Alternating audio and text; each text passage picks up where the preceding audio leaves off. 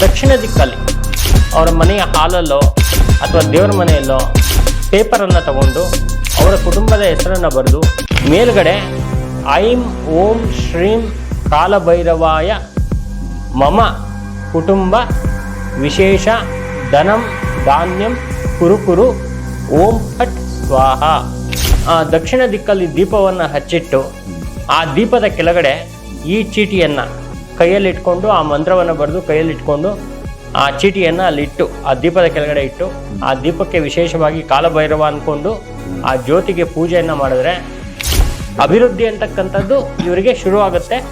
So ಚೆನ್ನಾಗಿ ಅನುಕೂಲ ಆಗುತ್ತೆ. ಯಾವುದಪ್ಪ ಅಂತ ಹೇಳಿದ್ರೆ ಒಂದು ಮಡಿಕೆ, ಚಿಕ್ಕದಾಗಿರ್ತಕ್ಕಂಥ ಕುಡಿಕೆ ಅಂತ ಹೇಳ್ತೀವಿ ನಾವು. ಆ ಕುಡಿಕೆಯಲ್ಲಿ ಒಂದು ಲಿಂಬೆ ಹಣ್ಣು ತಗೊಂಡು ಅದ್ರ ಮೇಲೆ ಇವರ ಕುಟುಂಬದವರ ಹೆಸರನ್ನೆಲ್ಲ ಕಪ್ಪು ಮಸಿಯಲ್ಲಿ ಬರೆದು ಅದನ್ನು ಆ ಒಂದು ಲಿಂಬೆ ಹಣ್ಣನ್ನು ದೃಷ್ಟಿ ಹೆಂಗೆ ತೆಗೆಯೋದು ಅಂದರೆ ಎಡಗೈಲಿ ಇಟ್ಕೊಂಡು ಲಿಂಬೆಹಣ್ಣು ತಲೆ ಮೇಲೆ 3 ಸಲ ರೈಟು 3 ಸಲ ಲೆಫ್ಟು, ತಲೆಯಿಂದ ಮೇಲ್ಗಡೆ ತನಕ ಮೇಲೆ ಕೆಳಗೆ ಮಾಡಿ ಆ ಲಿಂಬೆಹಣ್ಣನ್ನು ಆ ಕುಡಿಕೆ ಒಳಗಡೆ ಹಾಕಬೇಕು. ಹಾಕಿಬಿಟ್ಟು ಅದರಲ್ಲಿ ಬಿಳಿ ಸಾಸಿವೆ ಅರಿಶಿನ ಕುಂಕುಮ ಚಿಲ್ಲರೆ ಕಾಸು ಆಯಿತಾ, ಇಷ್ಟನ್ನು ಹಾಕಿ ಯಾರೂ ತುಳಿದಿರೋಂಥ ಜಾಗದಲ್ಲಿ ಅದನ್ನು ಹೂತಾಕಬೇಕು.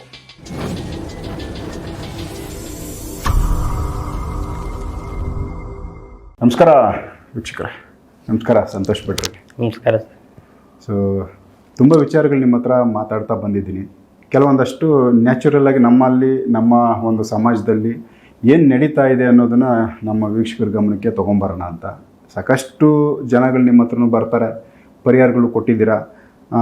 ರೆಗ್ಯುಲರಾಗಿ ನಾವು ನೋಡೋ ಥರ ಸಮಾಜದಲ್ಲಿ ಯಾವ ಥರ ಜನಗಳು ಇವತ್ತು ಮೀಡಿಯಾಗಳು ನಾವು ನೋಡ್ತಾ ಬಂದಿದ್ದೀವಿ ಅಂದರೆ ಒಂದೊಂದು ವಿಚಿತ್ರವಾದ ವಿಡಿಯೋಗಳು, ವಿಚಿತ್ರವಾದ ವಿಚಾರಗಳು, ನಮ್ಮ ಗಮನಕ್ಕೆ ಬರದೇ ಇರೋ ಅಷ್ಟು ವಿಚಾರಗಳನ್ನ ನಾವು ವಿಡಿಯೋಗಳಲ್ಲಿ ನೋಡ್ತಾ ಇರ್ತೀವಿ.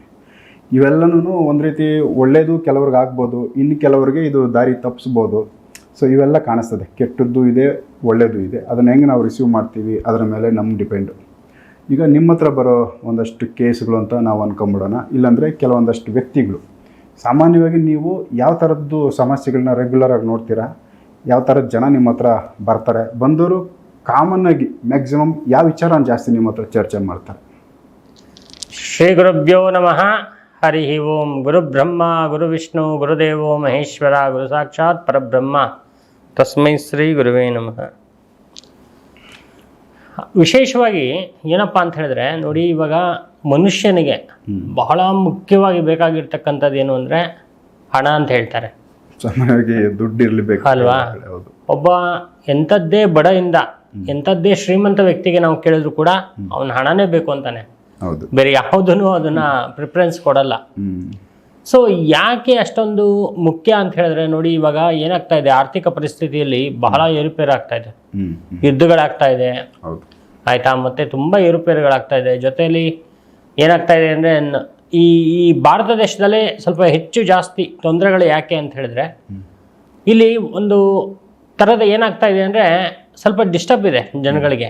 ಅಂದರೆ ಯಾರಾದರೂ ಏನಾದರೂ ಒಂದು ಮುಂದುವರಿತಾ ಇದ್ದಾರೆ ಅಂದ ತಕ್ಷಣ ಅಲ್ಲಿ ಏನೋ ಒಂದು ತೊಂದರೆಗಳನ್ನ ಮಾಡುವಂಥದ್ದಾಗಲಿ, ಅಥವಾ ಏನಾದರೂ ಒಂದು ಕುತಂತ್ರಗಳನ್ನ ಮಾಡಿ ಇನ್ನೊಬ್ಬ ವ್ಯಕ್ತಿಯನ್ನ ಒಂದು ಹಿಂಸೆ ಮಾಡೋದು, ಈ ಥರದ್ದೆಲ್ಲ ಜಾಸ್ತಿ ಇದೆ. ಹಾಗಾಗಿ ಏನಾದರೂ ಒಂದು ರೀತಿ ಬ್ಲಾಕ್ ಮೇಲ್ ಮಾಡೋ ಥರ ಎಲ್ಲ ಮಾಡ್ತಾ ಇದ್ದಾರೆ. ಅಂದ್ರೆ ಇವ್ರದ್ದು ಲಾಭನ ನೋಡ್ಕೊಳ್ಳೋಕ್ಕೋಸ್ಕರ ಇನ್ನೊಬ್ಬರನ್ನ ದೂಷಣೆ ಮಾಡೋದು, ಇನ್ನೊಬ್ಬರನ್ನ ಹಳ್ಳಕ್ಕೆ ದಬ್ಬೋದು. ಹೌದು, ಈ ಥರದ್ದು. ಇದರಲ್ಲಿ ಏನಾಗುತ್ತೆ ಅಂತ ಹೇಳಿದ್ರೆ ನೋಡಿ, ನಾವು ಸುಮಾರು ಒಂದು 200-300 ವರ್ಷದ ಹಿಂದೆ ಹೋದ್ರೆ ಅಲ್ಲಿ ಹೆಂಗಿದ್ರು ಜನ. ಈಗ ನೋಡಿ, ಇವತ್ತು ನಿಮ್ಗೆ ಒಬ್ರು ಕೆಲಸದವ್ರು ಬೇಕು ಅಂತ ಹೇಳಿದ್ರೆ ನೀವು ಅವ್ರನ್ನ ಕರ್ಸಿದ್ರೆ ನೀವು ಓನರ್ ಥರ ಇರಲ್ಲ, ಅವ್ರು ಓನರ್ ಥರ ಇರ್ತಾರೆ ಅಲ್ವಾ? ಇವತ್ತಿನ ದಿವಸ ಕಷ್ಟ, ಒಬ್ಬ ಪರಿಸ್ಥಿತಿ ಆ ಥರ ಆಗೋಗಿದೆ ಪರಿಸ್ಥಿತಿ. ಮತ್ತೆ ನಿಮ್ ಫಸ್ಟ್ ಅವ್ರು ಬಂದ ತಕ್ಷಣ ಕೇಳೋದೇ ದುಡ್ಡು, ಎಷ್ಟು ಕೊಡ್ತೀರಾ ಅಂತ. ಆಗಿನ ಕಾಲದಲ್ಲಿ ಹೆಂಗಿದ್ರು ಜನ ಅಂದ್ರೆ, ಸ್ವಾಮಿ 1-2 ಹೊತ್ತು ಊಟ ಹಾಕಿ ನಮ್ಗೆ ಸಾಕು ಆಯ್ತಾ, ನಿಮ್ಮ ಮನೇಲಿ ಕೆಲಸ ಮಾಡ್ಕೊಂಡು ಬಿದ್ದಿರ್ತೀವಿ, ನೀವು ಎಷ್ಟು ಕೊಡ್ತೀರೋ ಕೊಡಿ ಸ್ವಾಮಿ ಅಂತ ಈ ತರ ಮಾತು ಬರ್ತಾ ಇತ್ತು ನಮ್ಮ ತಾತನ ಕಾಲದಲ್ಲಿ. ಆದ್ರೆ ಇವತ್ತಿನ ಪರಿಸ್ಥಿತಿ ಆ ಥರ ಇಲ್ಲ. ಯಾಕಂದ್ರೆ ಎಲ್ಲರಿಗೂ ಏನು ಅಂದ್ರೆ ಸುಖವಾಗಿ ಆನಂದವಾಗಿ ಬಾಳಬೇಕು, ತುಂಬಾ ಹೈಫೈ ಆಗಿರ್ಬೇಕು ಆಯ್ತಾ. ನಮ್ಮ ಮಕ್ಕಳು ನಾವು ಹೆಂಗಾದ್ರು ಇರಲಿ, ನಮ್ಮ ಮಕ್ಕಳು ದೊಡ್ಡ ಇದರಲ್ಲಿ ಎಜುಕೇಶನ್ ಮಾಡಿಸ್ಬೇಕು, ಈ ಥರದ್ದೆಲ್ಲ ಆಸೆಗಳು ಬೇಕಾದಷ್ಟು ಇರುತ್ತೆ. ಅದಕ್ಕೆಲ್ಲ ಮುಖ್ಯವಾಗಿ ಬೇಕಾಗಿರ್ತಕ್ಕಂಥದ್ದು ದುಡ್ಡು. ಹಾಗಾಗಿ ಇವತ್ತಿನ ದಿವಸ ನಮ್ಮಲ್ಲಿ ಬರೋರು ಆರ್ಥಿಕವಾಗಿ ಸಂಕಷ್ಟ, ಆರ್ಥಿಕವಾಗಿ ಸಂಕಷ್ಟ ಅಂತ ಹೇಳಿದ್ರೆ ನೋಡಿ, ನಾವು ಈ ಥರ ಒಂದು ಒಳ್ಳೆ ಒಂದು ಟೈಮಲ್ಲಿ ತುಂಬ ಚೆನ್ನಾಗಿದ್ವಿ. ಆದರೆ ಈಗಾಗಲೇ ತುಂಬ ನಾವು ತೊಂದರೆ ಪಡ್ತಾ ಇದೀವಿ. ನಮಗೆ ನಿಮ್ಮ ಹತ್ರ ಬರೋಕ್ಕೂ ನಮಗೆ ದುಡ್ಡು ಇಲ್ಲ, ಆ ಥರ ಒಂದು ಕಷ್ಟಪಟ್ಕೊಂಡು ಬರ್ತಾ ಇದೀವಿ ಅಂತಕ್ಕಂಥ ಜನರೇ ಹೆಚ್ಚಾಗಿ ಬರ್ತಾ ಇದ್ದಾರೆ.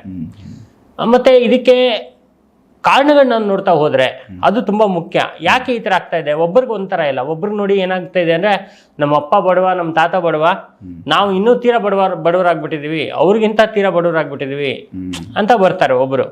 ಕೆಲವ್ರು ಏನು ಮಾಡ್ತಾರೆ, ನಾವು ತುಂಬ ಚೆನ್ನಾಗಿದ್ವಿ, ನಮ್ಗೆ ಯಾರೋ ಏನೋ ತೊಂದರೆಗಳು ಮಾಡಿಬಿಟ್ಟು ಈ ಥರ ತಂತ್ರಗಿಂತ್ರ ಮಾಡಿಬಿಟ್ಟು ನಮ್ಮನ್ನು ತುಂಬ ತೊಂದರೆ ಮಾಡಿಬಿಟ್ಟಿದ್ದಾರೆ, ನಾವು ಈ ಥರ ಆಗೋಗಿದ್ದೀವಿ ಅಂತ ಕೆಲವ್ರು ಬರ್ತಾರೆ.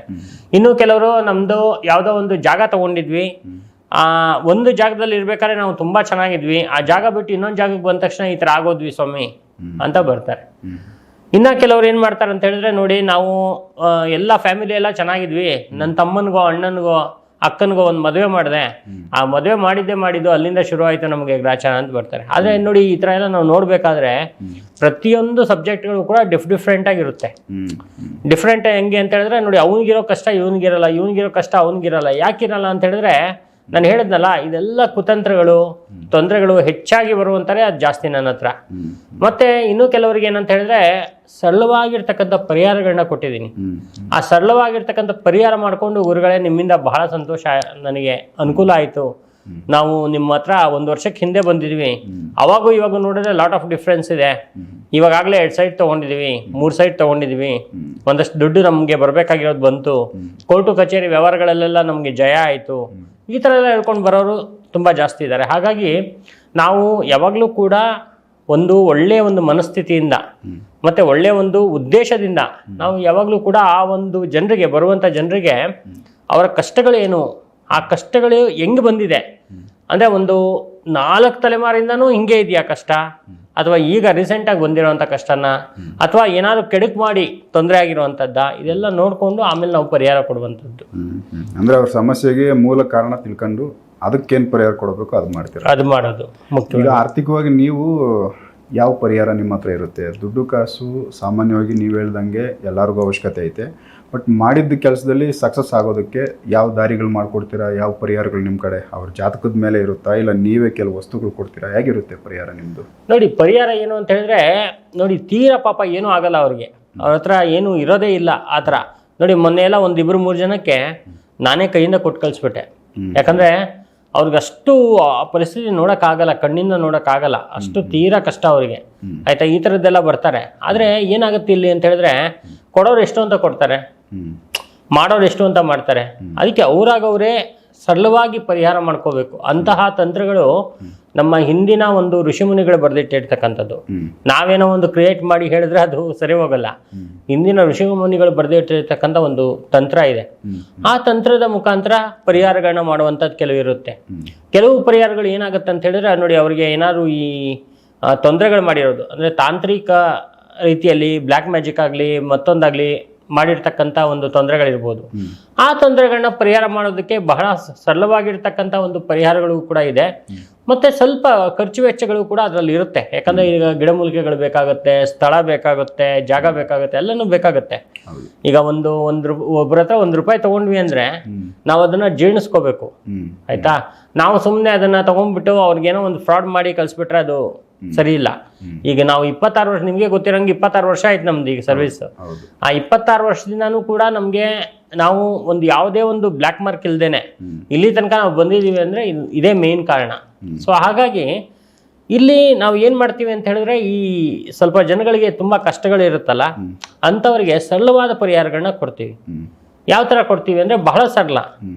ಅವರು ಏನಿಲ್ಲ, ಒಂದು ಅಷ್ಟಮಿಯ ದಿವಸ, ಅಷ್ಟಮಿ ತುಂಬಾ ಇಂಪಾರ್ಟೆಂಟು, ಅದನ್ನ ಕ್ಯಾಲೆಂಡರ್ ನೋಡ್ಕೋಬೇಕಾಗತ್ತೆ. ಅವರು ಅಷ್ಟಮಿ ಸಾಯಂಕಾಲದ ಹೊತ್ತಿರ್ಬೇಕು. ಯಾಕಂದ್ರೆ ಏನಾಗುತ್ತೆ ಇಲ್ಲಿ ಅಂತ ಹೇಳಿದ್ರೆ, ಒಂದು ತಿಥಿ ಇದೆಯಲ್ಲ, ಅದು ಹಿಂದಿನ ದಿವಸ ಸಾಯಂಕಾಲ ಸ್ಟಾರ್ಟ್ ಆಗಿ ಮಾರನೇ ದಿವಸ ಬೆಳಿಗ್ಗೆನೆ ಮುಗಿದೋಗುತ್ತೆ, ಅಥವಾ ಹಿಂದಿನ ದಿವಸ ನೈಟ್ ಶುರುವಾಗಿ ಮಾರನೇ ದಿವಸ ಸಾಯಂಕಾಲ ತನಕ ಇರುತ್ತೆ.